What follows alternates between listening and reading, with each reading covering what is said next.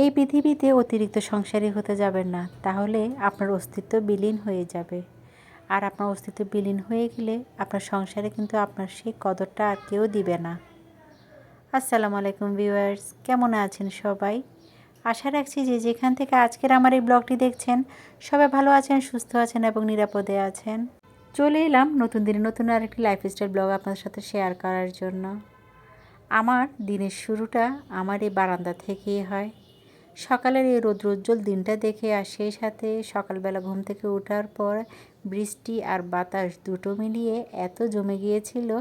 তো গাছগুলোতে যখন বৃষ্টির পানি পড়েছে আমার বেশ ভালো লেগেছে, কারণ পুরোপুরি সতেজ হয়ে গিয়েছে প্রত্যেকটা গাছ। তো আপনাদেরকে তো আমি দেখিয়ে দিলাম আমার গাছগুলো, আর সেই সাথে আমার শখের বারান্দাটা, যেখানে বসে আমার দিনের বেশিরভাগ সময় কাটানো হয়। তো বারান্দায় বসে থাকলে তো চলবে না, আমার সংসারে তো কাজ অনেক বাকি আছে, সেগুলো করতে হবে। কারণ আমার সন্তান আছে, আমার হাজব্যান্ড আছে, তারা তো আমার দিকে চেয়ে থাকে, তাই না? আর এটা কিন্তু প্রত্যেকটা গৃহিণীর এটা একটা দায়িত্ব, যেমন তেমনি একটি কর্তব্য। আমরা সংসারের দায়িত্ব পালন করতে গিয়ে আমরা কিন্তু নিজেদের অস্তিত্বটাই বিলীন করে ফেলি। তখন আর নিজের প্রতি তখন যত্ন, যে খেয়াল, সেটা রাখতেই ভুলে যাই। কিন্তু এটা কিন্তু আমরা ভুল করি। আমরা কিন্তু চাইলে আমাদের সংসারের সাথে সাথে নিজের খেয়ালটাও কিন্তু রাখা খুব বেশি জরুরি। কারণ আপনি বা আমি যদি সুস্থ না থাকি, তাহলে আমার পরিবারের দেখাশোনা কে করবে বলুন? তো প্রতিবারের মতো সংসারের কাজকর্ম শুরু করে দিয়েছি। উঠেছি কিন্তু বেশ সকালে, কারণ আমার ছেলেদের প্রথম সাময়িক পরীক্ষা শুরু হয়ে গিয়েছে গতকাল থেকে। তো ছেলেদেরকে তো স্কুলে পাঠিয়ে দিয়েছি। তো এরপরই আমি বারান্দায় গিয়ে এই যে এখন যেগুলো দেখতে পাচ্ছেন সেগুলোই শেয়ার করছি, আর সেই সাথে কাজকর্মগুলো করে ফেলছি। আমি যখনই আমার সংসারের কাজকর্মগুলো আপনাদের সাথে শেয়ার করি, আমার আপুরা কিন্তু বেশ উৎসাহ করে, তারপরে আমার কথাগুলো শুনে এত সুন্দর সুন্দর কমেন্ট করে। আমার কথাও যে আমার আপুদের এত ভালো লাগে, সেটা কিন্তু কমেন্টটা যদি না পড়তাম তাহলে আমি জানতামই না। তো এই যে টুকিটাকি কাজ সেরে শুরু করে দিলাম আমার সকালের ব্রেকফাস্ট, যেটা কিছুক্ষণ আগে ড্রিঙ্কস খেয়েছি, চিয়া সিড, তারপর গরম পানি আর লেবু দিয়ে আমি এই যে ড্রিঙ্কসটা খেয়ে থাকি, আর সেই সাথে বিটরুটের জুস।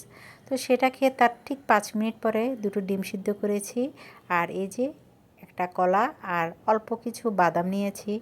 কাঠবাদাম ছিল না, সেজন্য চীনা বাদাম দিয়েই সকালের ব্রেকফাস্টটা করেছি।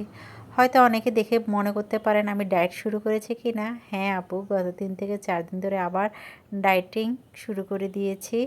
কারণ ইদানিং যেমন কোমর ব্যথা বেড়েছে, তেমনি পায়ের ব্যথাও বেড়েছে। কাজ করতে করতে যে শরীরটা এত নিস্তেজ হয়ে যায়, তো ভাবলাম একটু যদি নিজের প্রতি যত্ন নিই তাহলে মন্দ কী বলুন?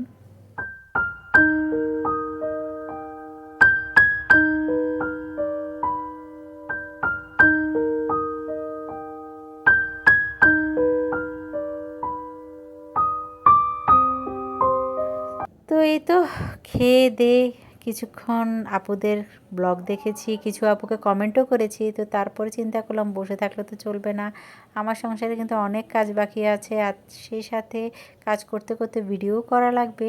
তো সেই চিন্তা যখন মাথায় থাকে তখন কিন্তু অন্য কোনো কিছুতে মন থাকে না। তো সাথে সাথে উঠে চলে এসেছি আবার কিচেনে।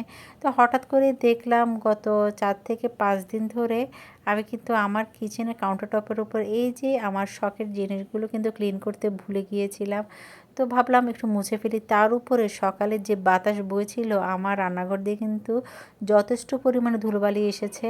তো ভাবলাম একটু ক্লিন করে ফেলি, যেহেতু আমি এখানে রান্না বান্না শুরু করব, তার উপরে অনেক কিছুই করতে হয় রান্নাঘরে। তো ধুলোবালি থাকলে কাজকর্ম করতেও কিন্তু বেশ আনইজি ফিল লাগবে। তো একটু ভাবলাম একটু ক্লিন করে ফেলি, তারপরেই আমার সংসারের কাজকর্মগুলো আমি শুরু করে দিব। আর সুন্দর পরিপাটি করে আসলে কোনো কিছু গুছিয়ে রাখলে কাজ করতেও কিন্তু বেশ শান্তি লাগে, তাই না? কি বলেন আপনারা?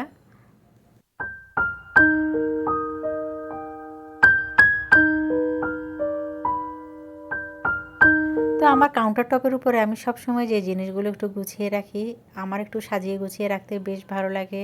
আর আমার এই যে আর্টিফিশিয়াল প্ল্যানটা দেখতে পাচ্ছেন, একজন আপু আমাকে প্রিভিয়াস ব্লগের আগের ব্লগে কমেন্ট করেছিল, আমার এই সময় মনে পড়ছে না তার নামটি। সে আমাকে জিজ্ঞেস করেছিল কয়েন প্ল্যান্টটা কি আমার আর্টিফিশিয়াল নাকি রিয়েল। এটা কিন্তু আমার আর্টিফিশিয়াল একটা ফ্লাওয়ার ছিল, যেটার কারণে আমার ভিডিওর ফুটেজগুলো কিন্তু বেশ ভালো লাগে। তো হঠাৎ করেই আমার এই যে কর্নারে যে কিচেন র্যাকটা আছে সেটাও ভাবলাম একটু ক্লিন করে ফেলি। এত ধুলোবালি জমেছিল, সেটা হয়তো সামনাসামনি না দেখলে বোঝাই যায় না। তো সুন্দর করে গুছিয়ে নিলাম সব কিছু। আর সেই সাথে আমার এই যে কিচেন র্যাকের উপরের অংশে হলুদ মরিচ মশলার যে জারগুলো আছে সেগুলো নামিয়ে একটু সুন্দর করে গুছিয়ে নিয়েছি। একটা গৃহিণীর সংসারের কাজের পেছনে যে পরিমাণ আত্মত্যাগ সেটা কিন্তু সকলে কিন্তু বুঝে না। অনেকেই হয়তো যে কোনো ভিডিও দেখে স্কিপ করে যায়, মনে করে এখানে দেখার মতো কি আছে। কিন্তু আপনারা যদি ভালোবেসে প্রত্যেকটা ব্লগ দেখেন তাহলে আপনারা দেখতে পাবেন প্রত্যেকটা গৃহিণী একটা সংসারের পিছনে কী পরিমাণ আত্মত্যাগ, কী পরিমাণ পরিশ্রম আর কী পরিমাণ ধৈর্য সহকারে কাজকর্মগুলো গুছিয়ে করে। সেটা দেখে কিন্তু অনেক আপুর কিন্তু অনেক বেশি পরিমাণে উৎসাহ হয়, আর সেই সাথে সংসারের কাজকর্মগুলোকে গুছিয়ে করে।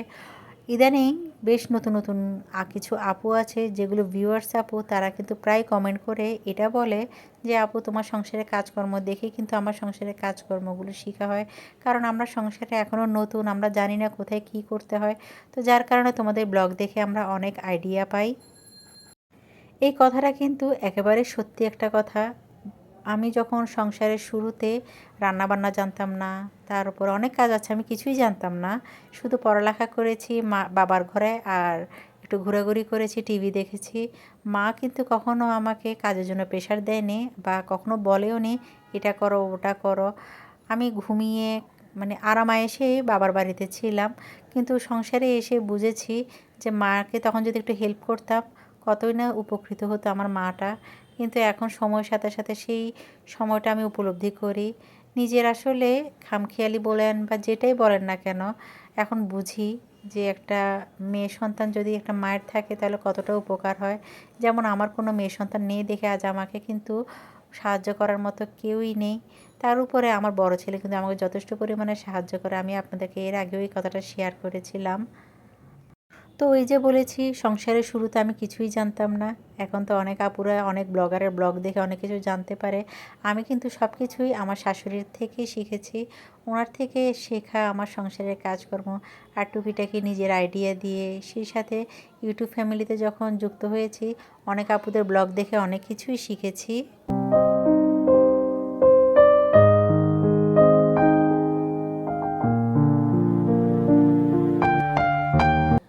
তো এদিক দিয়ে কথা বলতে বলতে আমার ডাইনিং রুমের যে টেবিল ক্লথটা আছে সেটা একটু চেঞ্জ করে দিয়েছি, কারণ ওই সাদা টেবিল ক্লথের কারণে না আমার কেন জানি মনে হচ্ছে আমার ভিডিও ফুটেজগুলো বেশ সাদা সাদা লাগে।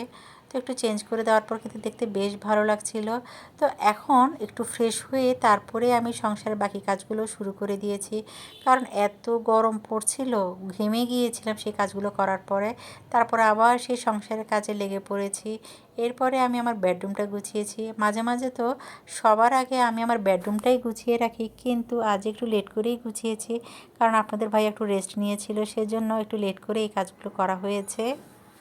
তো আজ আমি আমার বিছানার যে বেডশিটটা আছে সেটা একটু চেঞ্জ করে দিয়েছি। আর এই যে আমার এই বেডশিটটা কিন্তু আমার অনেক পছন্দের। এই বেডশিটটা কেনার সময় আমি এটার কোলবালিশের কভারটা আমি খেয়াল করিনি, তো যার কারণে কোলবালিশের কভার এখানে দেওয়া হয় না। তো সুন্দর করে আমার কর্নারটা একটু সুন্দর করে পরিষ্কার করে ঝেড়ে ঝুড়ে নিচ্ছি। সংসারের কাজ সেটা আগে হোক বা পরে হোক করে তো নিতেই হয়, তাই না?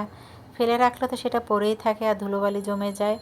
তো একটা গৃহিণী হয়ে চেষ্টা করি নিজের সংসারটাকে, আর এটা যখন আমার নিজ বাসাটাকে আমি সুন্দর করে এভাবেই পরিপাটি করে গুছিয়ে রাখি, আর আপনাদের সাথে এভাবেই শেয়ার করার চেষ্টা করি। তো এখন চলুন, টাইটেল দেখে নিশ্চয়ই বুঝতে পেরেছেন আমি আমার সংসারের জন্য কিছু টুকিটাকি কেনাকাটা করেছি, যেটা খুব বেশি প্রয়োজন ছিল। রিসেন্টলি আমার নিজ হাতে আমার ছেলের গায়ের সাথে ধাক্কা লেগে আমার এই যে অয়েল পটটা ভেঙে গিয়েছিল। এটা আমার প্রিভিয়াস ব্লগে কিন্তু আমি কথাটা শেয়ার করেছি, মানে একেবারে শেষের দিকে। জানি না সেটা শুনেছেন কি না। সেম একই অয়েল পট আমার ছিল, কিন্তু ওই যে ছেলের গায়ের সাথে ধাক্কা লেগে যখন পড়ে গিয়েছিল, রান্না করার সময় এত ঝামেলা মনে হচ্ছিল। তো আর একদিন পরেই আমি একটু শপিং মলে গিয়ে আমার এই পছন্দের জিনিসটা, খুবই দরকারি জিনিসটা কেনাকাটা করে ফেলেছি। নিজ হাতেই ভেঙে ফেলেছি নিজের শখের জিনিসটি, বলতে পারেন একটি দুর্ঘটনা। তো সেই সাথে আমার ঘরের জন্য যে জিনিসটা খুব বেশি দরকার ছিল, আমার কিচেন ক্লিনার, যেটা দিয়ে আমার চুলাটা আমি সব সময় ক্লিন করে থাকি, আর এটার কারণে আমার চুলা ক্লিন করতে খুব একটা কষ্ট হয় না। তো ওটা তো আমার শেষ হয়ে গিয়েছিল, তো ওইটাও আমি নিয়ে নিলাম। আর এগুলো দুটো প্রাইস নিয়েছিল আমার থেকে। অয়েল পটটার প্রাইস নিয়েছিল 250 টাকা, আর কিচেন ক্লিনারের প্রাইস নিয়েছিল 220 টাকা। যে দুটো আমি চট্টগ্রামে গোলাম রসুল মার্কেট থেকে কিনেছি। আমরা গৃহিণীরা না, মানে একটা কিনতে গেলে আর একটা ভালো লেগে যায়, এটা কিন্তু প্রত্যেকটা গৃহিণীরই হয়ে থাকে। আমি জানি না এটা সবার হয় কি না, তবে আমার কিন্তু হয়। ওই যে অয়েল পটের জন্য আর কিচেন ক্লিনারের জন্য গিয়েছি, ওটার সাথে সাথে আমি আরও একটা জিনিস কিনে নিয়েছিলাম। তো যেটা কিনেছি সেটা হলো স্টেনলেস স্টিলের একটি চিমটি কিনেছি, যেটা গরম খাবার তোলার জন্য বেশ সুবিধা হবে। তো এই দিক দিয়ে অয়েল পটটা একটু ভালোভাবে মুছে নেওয়ার পরে আমি যে অয়েলগুলো আছে সেগুলো একটু রিফিল করলাম। যতটুকু তেলের মধ্যে সয়াবিন তেল ছিল সেগুলোই ঢেলেছি। তো ভালোভাবে তেলগুলো পড়ার জন্য এখন রেখে দিয়েছি কিছুক্ষণ, আর এখন ভালোভাবে এই জারটা মুখটা অফ করে দিলাম। তো এই ছিল আমার সংসারের জন্য খুবই প্রয়োজনীয় এবং দরকারি কেনাকাটা। এই কিচেন ক্লিনজারটা না থাকার কারণে গত কয়েকদিন ধরে আমার চুলার আশপাশে আমি ভালোভাবে পরিষ্কার করতে পারিনি। এটা ব্যবহার করার পর আমি এতই আরাম পেয়েছি, মনে হয় চুলার যে তেল চিটচিটে ভাব আছে সেগুলো তারের জালি বা যে কোনো সাবান দিয়ে পরিষ্কার করলে থেকে যায়, কিন্তু এটার কারণে খুব একটা কষ্ট হয় না। ঠিক এটা স্প্রে করার 5 মিনিট পরে একটা ভিজা টাওয়েল দিয়ে যদি আপনি এটা ক্লিন করে ফেলেন, পুরো চুলাটা এত নতুনের মতো হয়ে যায়, আশপাশও ভালোভাবে পরিষ্কার হয়ে যায়। তাই যার কারণে ঘষা মাজা করার কোনো প্রয়োজনই হয় না। তো আপুদেরকে একটু ক্লোজ করে দেখিয়ে দিচ্ছি। আপনারা কিন্তু যখনই শপিং মলে যাবেন, আপনাদের কিচেনের জন্য এই প্রয়োজনীয় জিনিসটা অবশ্যই কিনে রাখবেন, কারণ এটা ব্যবহার করার পর আপনারা বুঝে যাবেন এর উপকারিতাটা কতটুকু। আর এদিক দিয়ে চুলাটা পরিষ্কার করার পরে আমার চুলার যে বার্নারগুলো আছে সেগুলো এখন বসিয়ে দিচ্ছি। এখন আর চুলার বার্নার ক্লিন করতেও আমার কষ্ট হয় না, এটা দেওয়ার কারণে সব ময়লা মুহূর্তের মধ্যে ভ্যানিশ হয়ে যায়। আর এই যে দেখুন, আমার পুরো চুলাটা ক্লিন করার পর এখন দেখতে কতটা সুন্দর লাগছে। আমার থেকে তো এত ভালো লাগছে, এই যে ঘষা মাজা ছাড়া আমার চুলাটা আজ কত নতুন লাগছে। তো ভালোভাবে আপনাদেরকে ওভারভিউটা একটু শেয়ার করছি।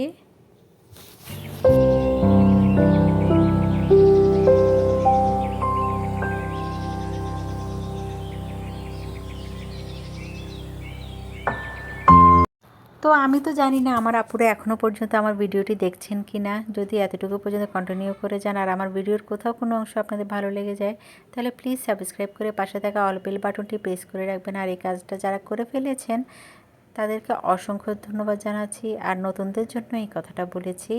তো এখন যে ক্লিপটা দেখতে পাচ্ছেন সেটা হলো গত শুক্রবার দুপুরবেলা যখন বিরিয়ানি রান্না করতে গিয়েছিলাম, আমার রসুন শেষ হয়ে গিয়েছিল। তো তাড়াতাড়ি করে একটু রিফিল করে নিলাম। আর সেই সাথে রসুনটাও তো গত 2 দিন আগেই আমি ছিলে রেখেছি, তো ব্লেন্ডার করা হয়নি। তো আজ একটু ঝটপটভাবে করে নিচ্ছি, আর সেই সাথে আপনাদের সাথে শেয়ার করে নিলাম। রসুনটা করব করে আর করা হচ্ছে না। প্রায় 1 কেজি রসুন আমি একটু বেশি পরিমাণে করে রাখলে রান্নার সময় তেমন একটা কষ্টই হয় না। যেহেতু আজ আমি দুপুরে বিরিয়ানি রান্না করব, সেই সাথে আমার প্রিভিয়াস ব্লগে কিন্তু আমি একটা জিনিস শেয়ার করেছি, সেটা হলো আমি কাবাব বানিয়েছি। তো যার কারণে আজ তেমন একটা কষ্ট হবে না, ঝটপট করেই রান্না করে ফেলছি। মুরগির মাংস, আলু আর ঘরে যে ভাতের চাল আছে সেটা দিয়ে আমি বিরিয়ানিটা রান্না করে নিচ্ছি। তো প্রতিবারই তো আমি আপনাদেরকে এই রেসিপিটা শেয়ার করি, আজ আর দেখাচ্ছি না ঠিক কীভাবে এখন এটা আমি রান্না করেছি, সেটা একটু ঝটপট করে দেখিয়ে দিচ্ছি। আর এখানে আমি একটা প্যাকেট মশলা ইউজ করেছিলাম, যেটা ভিডিওতে দেখাতে ভুলে গিয়েছি। তো ভালোভাবে তেল উঠে আসা পর্যন্ত ওয়েট করছি। যখন তেল উঠেছে তারপরে আমি চালটা দিয়ে দিলাম। আর এই তো চালটা দিয়ে এখন পরিমাণ মতো নেড়ে চেড়ে যে পানিটা দেওয়ার দরকার সেটাও এখন দিয়ে দিব। আসলে একটা সময় ছিল যখন বিরিয়ানি রান্না করতে এত ভয় লাগতো, আর এখন মনে হয় একটা নর্মাল তরকারি রান্না করার চেয়ে বিরিয়ানিটা রান্না করতে বেশ সহজ লাগে। এর কারণ হলো আমি আদা, রসুন, বাদাম বাটা সব কিছুই আমি আগে থেকেই রেখে দিয়েছি, তো যার কারণে আমার খুব একটা কষ্ট হয় না।